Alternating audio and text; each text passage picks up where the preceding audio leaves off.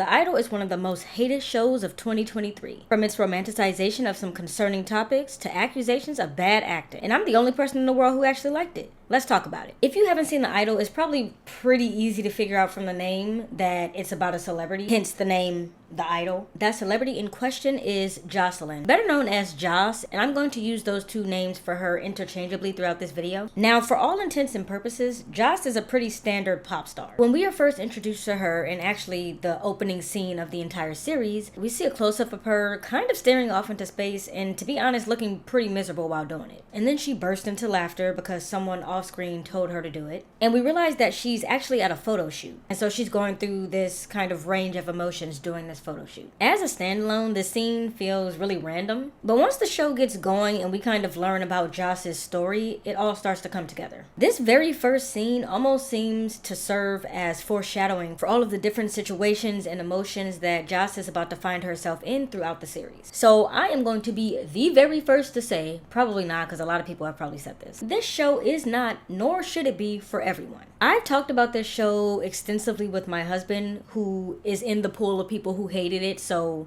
everybody else. And I would consider him someone who is really passionate about film. I love film, I love TV shows, but he's the type of person who will look at every bit and piece of a film and say the cinematography was off, the pacing was off, this was bad, that was bad.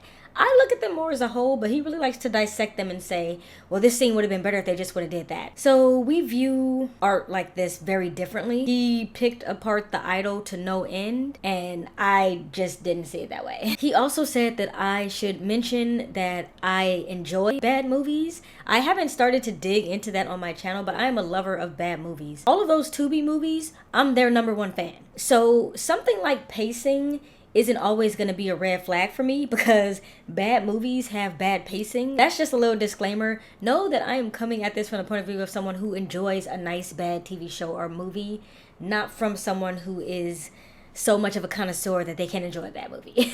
Of course, by now, you probably know that there is a lot of criticism about this movie, ranging from the fact that it's over-sexualized to Abel's ass can't act. For anyone who's maybe just watching my review and hasn't seen it, I do want to point out that there are some moments in the show that are potentially triggering, so just gonna lay that out now. Hey y'all, it's Nae. Welcome back to my little corner of YouTube. This video will contain spoilers for the 2023 TV show The Idol. So if you haven't seen it yet and you do not want spoilers, save this video and come back after you do. You are about to hear my thoughts on The Idol, but of course I want to hear yours, so feel free to drop your comments below if you do want to participate in the conversation. And give this video a like before you go so I know that you enjoyed it. When it comes to the over-sexualized nature of this show, I agree. It is very sexual, very sexualized. But I'm also shocked that people seem shocked by that. Have y'all listened to these lyrics that Abel sings in his songs? His music is highly sexual, so it really should come as no surprise that a show that is written by him and Sam Levinson is centered around sex and sexual exploration. That's kind of the business that they're in. This is not a show that you watch with your children,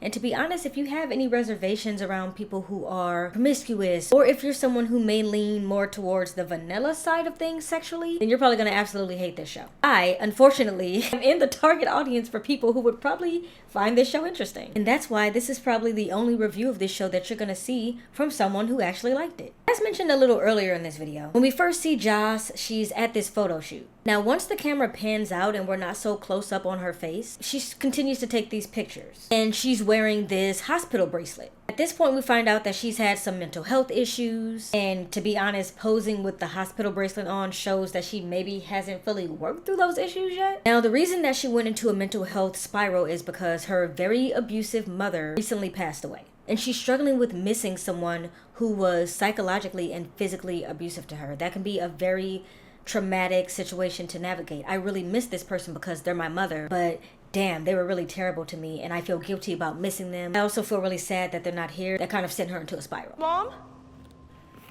What's up, John? What? Mom? Oh, Jesus, it's all over her face. Oh, man. Josh. Chelsea, you okay? Are you calling for your mom? You didn't just call for your mom? No.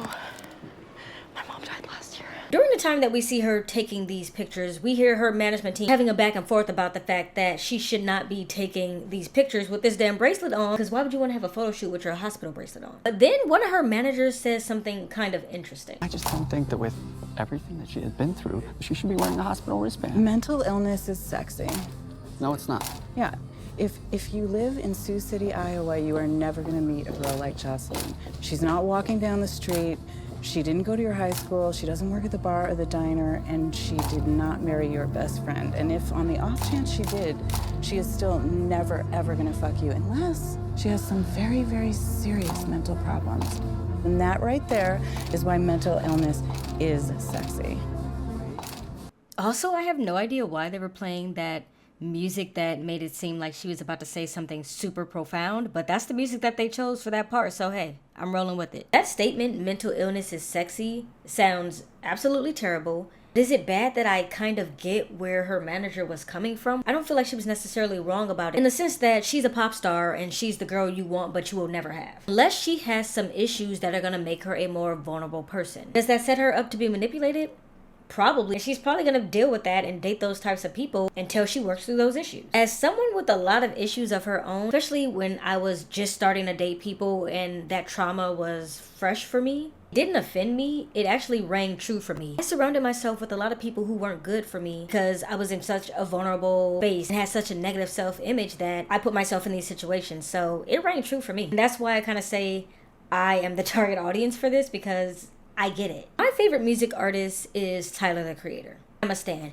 Everybody knows it. Anybody who asks will let you know. I've been listening to his music since I was a teen. And I always tell people that in his early career, Tyler, the Creator did not make music for the masses. He made music for a very specific group of people. Teens who had some issues and some trauma to deal with. A lot of daddy issues. His songs often touched on the fact that he dealt with mental issues and, you know, his father wasn't in his life. They were very kind of depressing lyrics and kind of rebellious lyrics. Those aren't lyrics for people who are going through life happy-go-lucky. That's a very specific group of people who are going to enjoy that and relate to that music. I kind of view The Idol in the same way in some situations. I do think in some ways it romanticizes the toxic relationship between Joss and Tedros. I also believe that it romanticizes manipulation. And in some instances, it even romanticizes violence. Scene that has been heavily criticized, Leia is trying to convince Joss not to invite Tedros over to the house. I think I'm gonna invite Tedros over. The rat tail club guy? Yeah. Josh. What? I hate his vibe. What's wrong with him? He's so rapey. Yeah, I kind of like that about him. Joss. I see why this line is off-putting. I mean, it's a crazy statement to make. But I do think it just goes back to my previous point that Joss is trouble and she attracts and is attracted to trash men. Another criticism that I've seen about this show that also kind of ties into the over-sexualization is the fact that 99% of the show, Joss is scantily clad. Which, yeah, she is, but again, kind of by design, so I don't see that as a negative. Now, on to the event that pretty much sets the trajectory for the rest of the show. Jocelyn goes viral. Pretty much a weekly occurrence for someone who's a pop star. I cannot show the picture that made her go viral, but in this photo, someone on her face and then took a photo. You want to get in closer?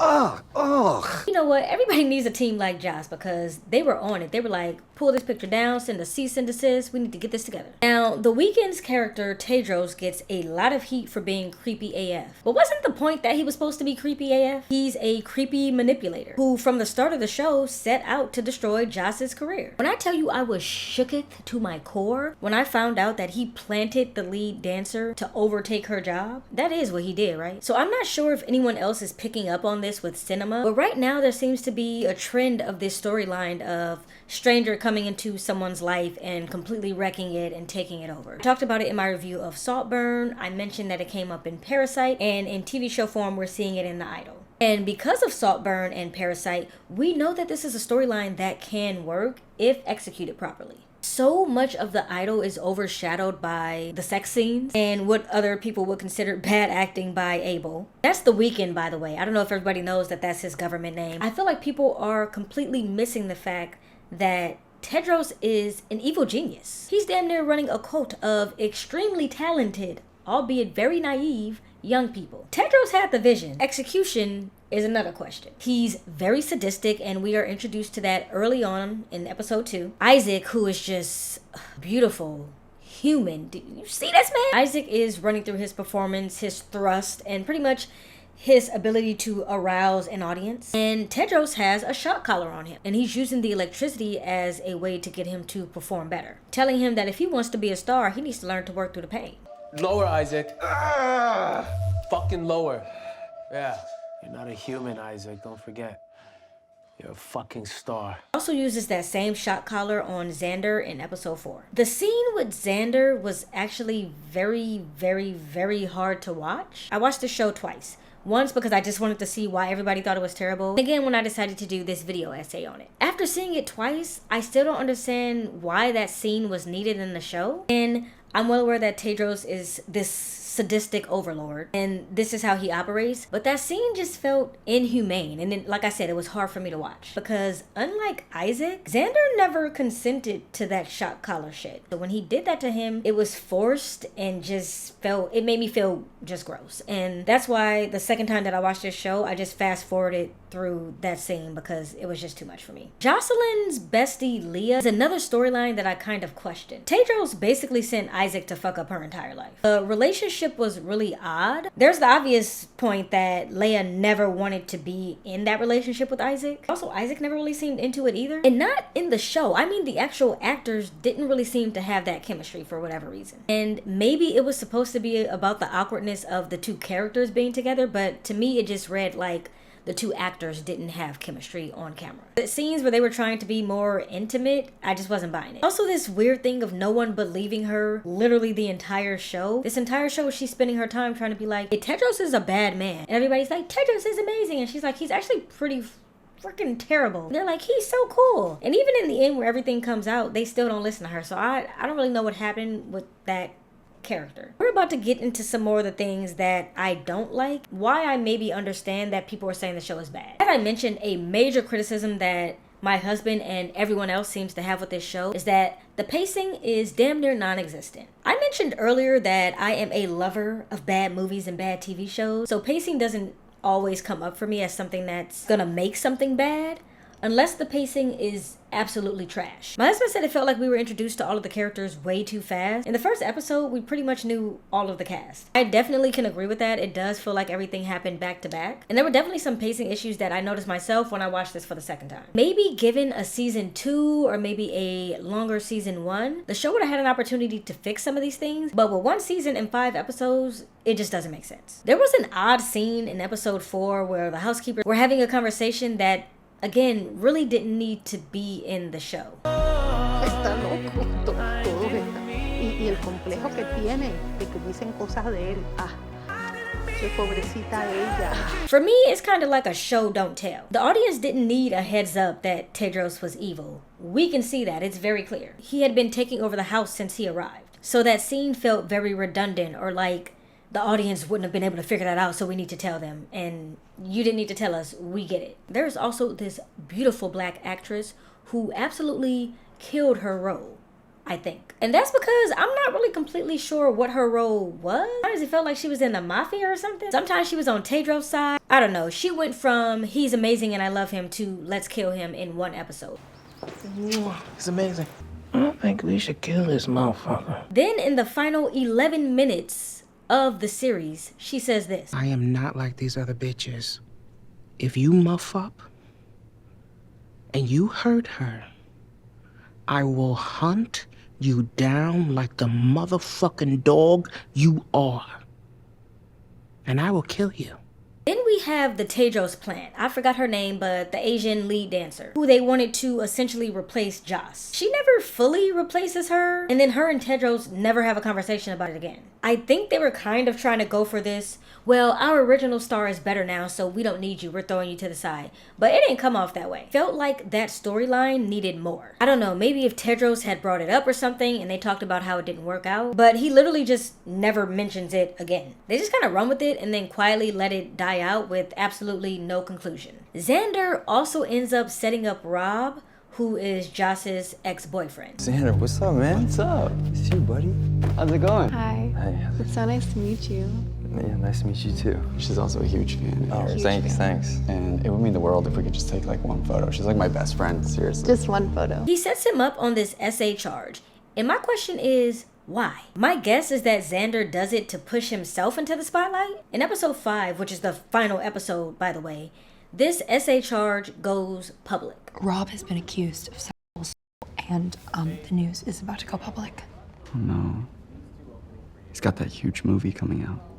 We have a couple more surprises. And Joss found out that it happened, and it becomes very clear that Xander and Tedros were in on it together. Because immediately after Tedros tells Xander, you know, go up on stage, sing your song. And it's as if he's getting some type of reward for getting that compromising photo of Rob, or setting Rob up. But again, Xander didn't have to set Rob up to have that moment. He could have got up on stage and sang like everybody else. Really not understanding his loyalty to Tedros at this point, because if someone shocked me with a dog collar, I would have no loyalty to them. The only thing that I can think of that makes this storyline make a little bit more sense is if Rob were doing it to get back at Jocelyn for participating when Tedros was shocking him with the collar, or to get payback for what he felt like was Jocelyn's mom ruining his career. I haven't really touched on this yet because it just felt like another random storyline in the endless amounts of storylines in this show. When Tedros is shocking Xander with the collar, he's doing it because he heard him singing in the shower, and he goes, oh my god, you have an amazing voice, why don't you sing? When Xander wouldn't tell him why,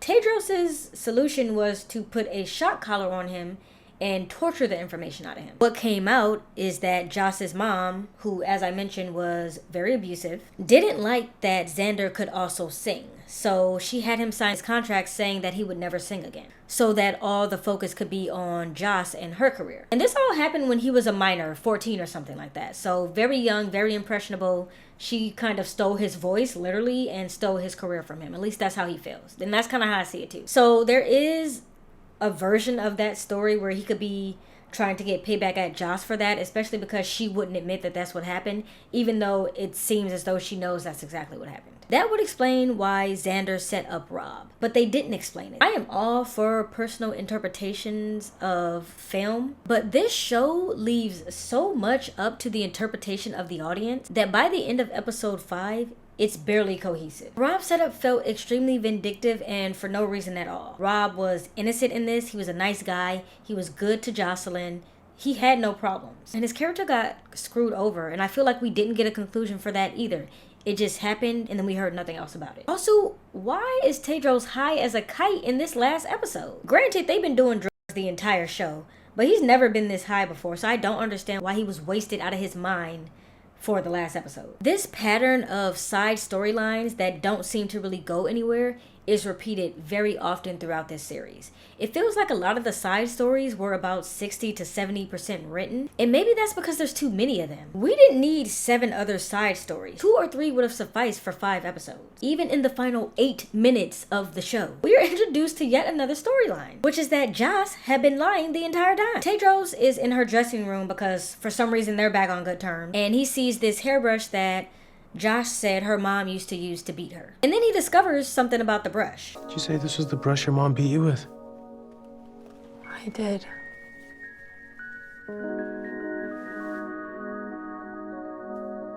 It's brand new.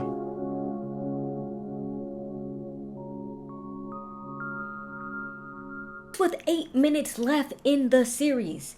And that's counting credits, so it's probably more like 2 or 3 minutes left in the series. We're introduced to this entirely brand new storyline that she was making all of that shit up, or at least fabricated a lot of that story, and that her mom did not beat her with a hairbrush. Are you serious? I am sweating. Why are we getting a brand new storyline with 8 minutes left on the clock? You not making the shot. It's not happening. There's no way they could have wrapped that up. So while I completely started this off arguing the fact that maybe this show didn't have bad pacing, after I analyzed all of that, damn it, the pacing was way off. It didn't make any sense at all. But I will say this.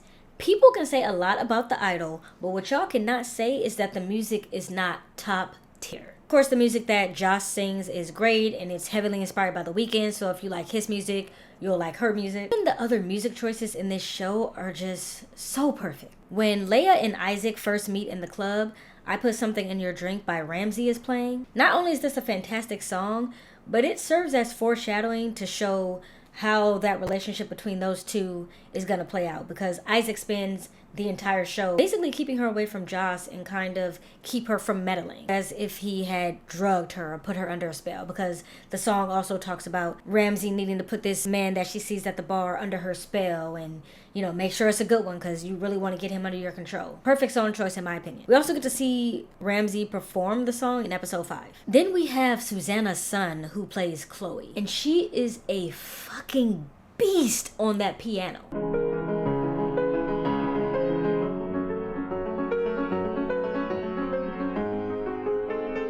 And her voice sounds like 500 thread count sheets. It's literally angelic. I can't describe it another way. I'm crying. Yeah, Crying alone. I'm crying alone. Yeah. Alone. There you go, Chloe. Moses Sumney, who plays Isaac, has a really amazing angelic voice. Did you hear that riff? Oh! I haven't seen shit like this since Prince. That motherfucker has a soul of Prince. Troye Sivan, who plays Xander. I'm not sure if Lily-Rose Depp is planning on being a singer or a performer, but I also think she has a pretty good voice, and she put on one hell of a performance in episode 5. Can we also talk about how bro is trying his hardest not to look at Johnny Depp's daughter's ass? Like he is like, let's hurry this shot up. Now, this video does come with a Spotify pairing. You know, watching commentary with me is kind of like going for wine and charcuterie. If I can find a way to pair it with a Spotify playlist, I'm gonna do it. So if you love music like me, then check out my Spotify. The link is in the description box. Another completely random, but maybe not so random thing that I want to point out about the music is that way back in episode 1, when Joss and Tedros are having their first conversation, he says, Pop music is like the ultimate Trojan horse. You get people to dance, you get people to sing along, you can say whatever you want. Shit's powerful. Now, Abel, that has me questioning you as an artist, because now I feel like you set me up as a fan. Which kind of leads me into my next observation, or really question, whose story is this? I know that the show is called The Idol, so in essence, it's supposed to be about Jocelyn. It almost inevitably ends up being about Tedros. I feel like Abel just wanted to tell his story, and he could have just said that. There were also some absolutely terribly cringy moments in this show. You still got that hairbrush? Yeah. Go get it. This is really gonna hurt.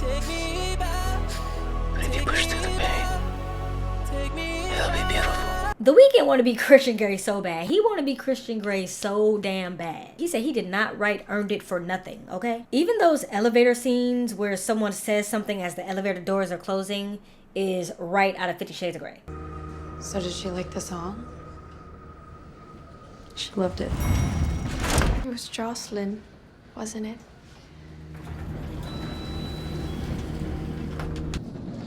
Bella. Christian. There's also this scene where he blindfolded Joss in front of everyone and made her moan into the mic. And of course, I can't leave out this random AF scene of him shaving her legs and then just letting the hair float around in this bath water that they're sharing. But it's okay because he has on his velvet do-rag. As I touched on a little bit earlier, the ending of this show also came completely out of left field. And again, benefit of the doubt, maybe if they had a few more episodes or another season to clean this up, it would have played out better. But as written, the ending was terrible. 30 minutes before the credits roll, Joss and Tedros get into this huge argument about the Rob setup. Get out. I'm not leaving. Then I'll call the cops. Then I'll keep you hostage. Then they'll fucking kill you. Not before I fucking kill you first, bitch. And for some reason, for the first time ever in this series, Jocelyn starts praying. She must have been praying for Tedros' downfall because that's exactly what happened. But that's the storyline.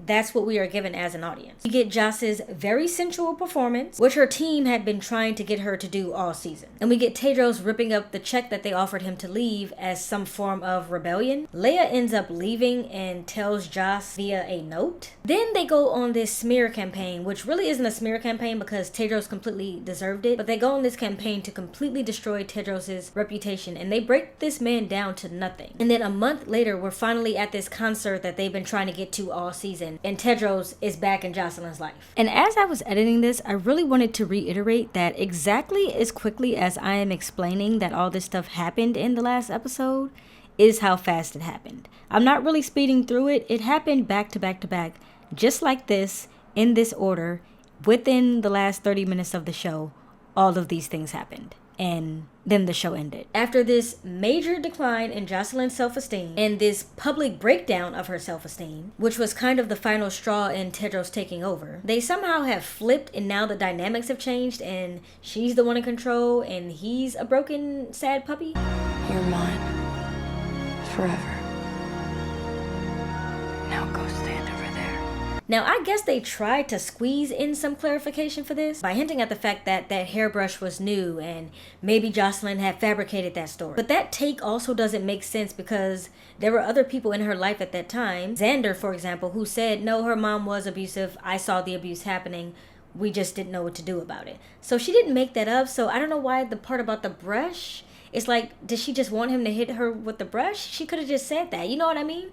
There was no reason for this whole fabrication of this story. So that's what they were trying to do, but it didn't make sense because, again, they didn't explain it. And again, as I mentioned, that hairbrush being brand new was not introduced until 8 minutes before the credits rolled. So truly, the audience is left having no idea what the hell happened there. The ending wasn't quirky or unexpected or ironic. It was just bad. Jocelyn's breakdown to redemption arc was significantly underdeveloped. Her and Tedros on such good terms that she's invited him to her suite to have a private viewing of the concert. And not only that, she's dating him. And not only that, she brings him out on the stage during her concert to announce to the entire world that she's dating him. And then the credits start rolling. And we're just sitting here like, what the hell did I just watch? I'm gonna need something else. Abel, I am begging you to explain this. Please explain this ending to me, because you had me in that first half, but you done lost me with that ending. As I was writing this script, my thoughts on this show actually kind of started to change. Maybe it was kind of bad.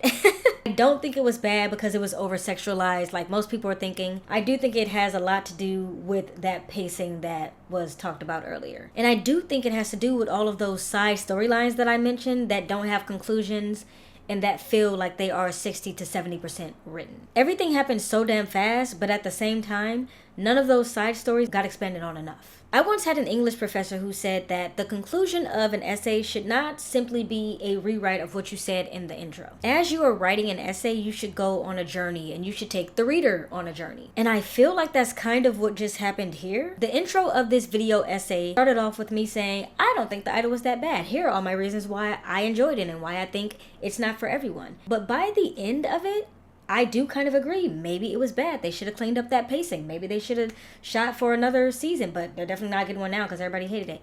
Maybe they should have expanded on the episodes. I went through the journey of writing this script. I kind of landed on a completely different POV than I had in the intro. Shout out to that English professor because I immediately thought of him. When I got to the end of this script and I said, oh shit, my thoughts have changed. It reminded me of the time he made me write that essay and really kind of pushed me to be like, I don't want you to write an essay like you wrote in high school. Give me a college level essay.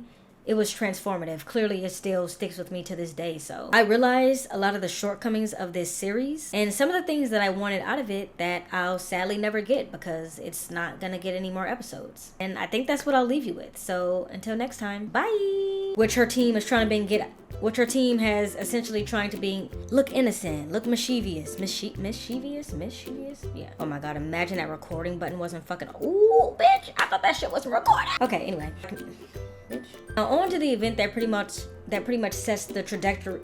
Ooh, not that. Hold on, y'all. I'm ashy. I can't have ashy hands. And I am the only person. Wanna do that one more time? I'm ash free.